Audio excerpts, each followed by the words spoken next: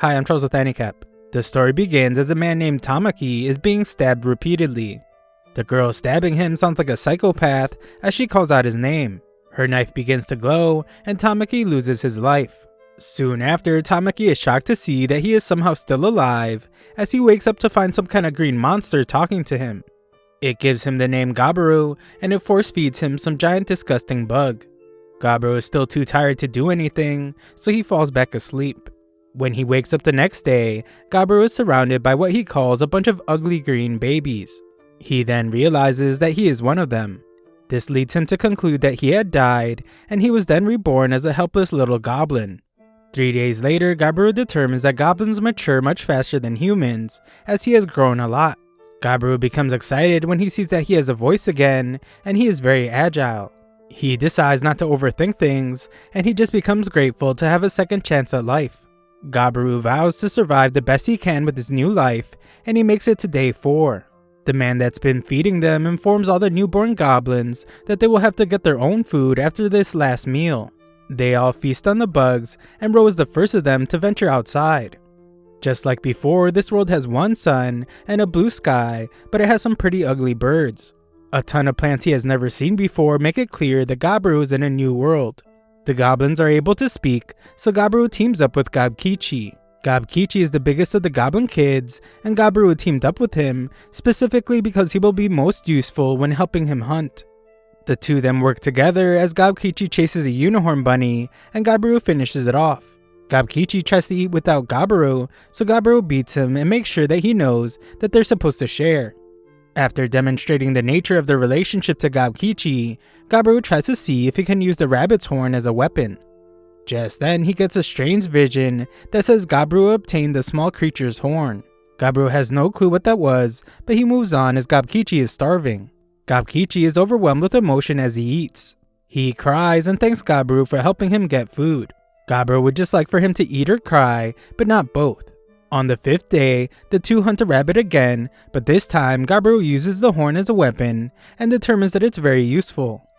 Gabaru removes another horn and he once again sees the vision. He ignores it so they can eat, but he then has another vision. This time Gabaru hears a voice and it tells him that he learned the ability called escape. Seeing it another time has confirmed something he suspected. Gabaru then explains to us that in his old world, he was born with the extremely rare ESP ability called absorption. This allowed him to eat pretty much anything, and he would have a chance of gaining the traits of whatever he ate. Luckily, it looks like he still has this ability, but sadly it seems like any other abilities he had in his past life have been reset. As Gabaru amazes Gobkichi by hunting a rabbit, Gabaru thinks about how he's actually extremely lucky that out of all his abilities, absorption was the one he kept. This is because in this world, there are a ton of monsters lurking around with incredible powers. On day 6, some girl goblin named Gobmi is amazed to hear that our boys have been eating horned rabbits. Gabaru didn't think it was a big deal, but Gobmi points out that someone just lost her life after being gored by one of those rabbits. She knows that Gabaru is the one in charge, and she admires him for being smart, cool, and strong. Gobkichi wonders what she thinks about him, but she just thinks he is ordinary. Gabaru offers to let her come on their next hunt, and she agrees. The next day though, it ends up raining, so they postpone the hunt for the day after. Gabaru decides to check the group storage to see if he can make a new weapon. He returns with materials to make a weapon, but he cannot forget what else he saw. In the storage, Gabaru found a group of captive human women. The reason why is pretty obvious, but Gabaru would rather not think about it. The elder that watches them is named Gobji, and he is the man responsible for giving Gabaru his very low effort name. The man is impressed with Gabaru and explains that he might level up faster than the others.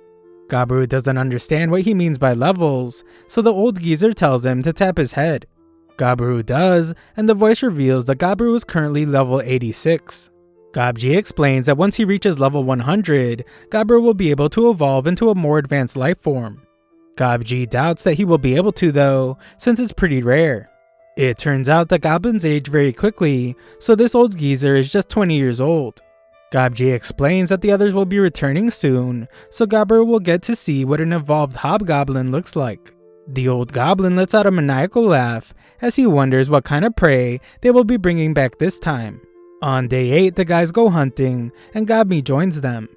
Gabmi is in charge of backup, while Gabiru fights at middle range, and Gabkichi is their forward. Their 3-goblin formation works like a charm, and they're able to hunt larger monsters. The food is delicious, so Gabmi tears up, as she has only been eating nothing but fruit. When Gabiru eats, he gains several traits from the snake, including venom resistance and something called Evil Eye. This is way more than he got from the other animals, so it's clear that this snake was on a whole other level. The others have no clue what he is talking about, and Gabkichi wants to eat the head of the snake too. Unfortunately, he can't since it's poisonous, and the others would die if they ate it. Gabiru is getting used to things now, so he explains that it doesn't matter how ugly he is. He is determined to survive in this world in his second life. Days 9 and 10 were more of the same hunting, but on day 11 they made the mistake of trying to go into a cave. Their teamwork shines once again though, as Gabiru has Gabkichi protect them with the shield, so he can use Evil Eye on the attacking bats. This stuns them so they can win the fight.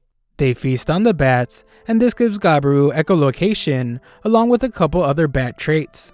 They feast as always, but we see that some other goblins starve as they watch them. That night, some of the other goblins surround Gabiru as he sleeps, but the clever goblin always has his search ability active. This allows him to sense that the others are trying to attack him, so Gabiru beats up all 6 of them.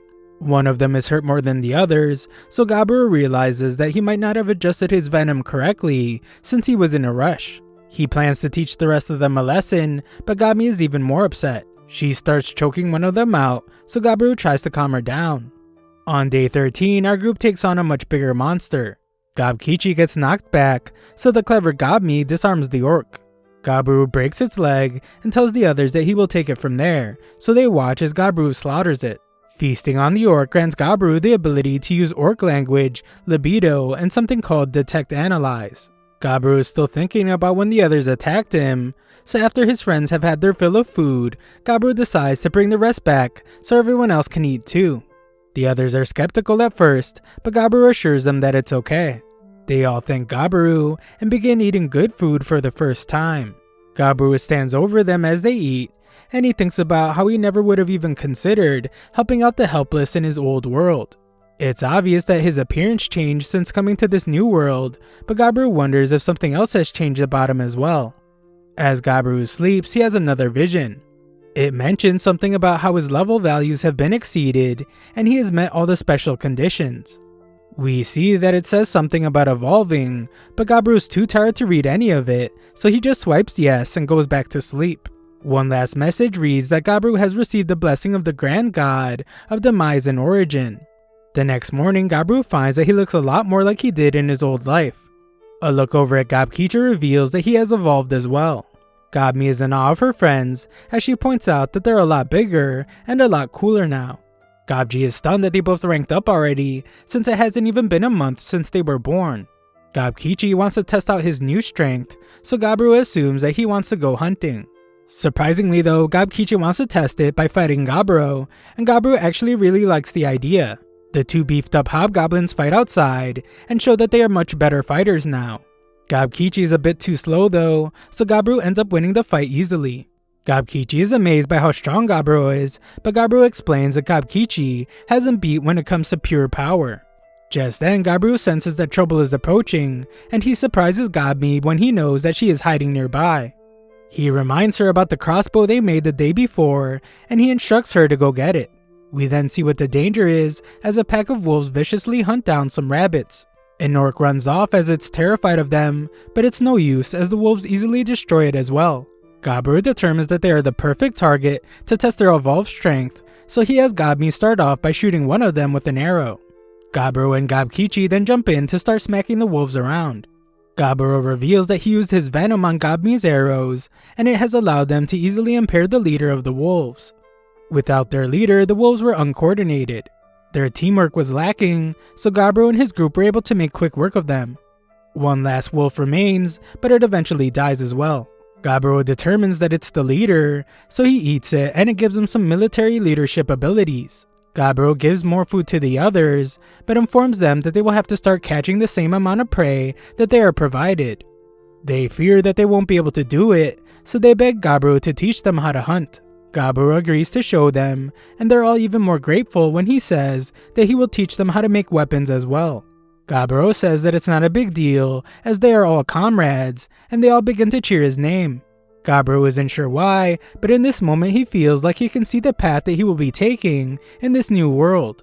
He will eat non-stop to become stronger. He will then lead his comrades to achieve his real goal that puts a smile on his face. 4 days later, Gabiru laments how his comrades still have a lot to learn. They train hard, and Gabiru is shocked when he accidentally walks in on Gobme. Thanks for watching my recap. Sign up to my free newsletter if you want to show some support to the channel. Link is in the description.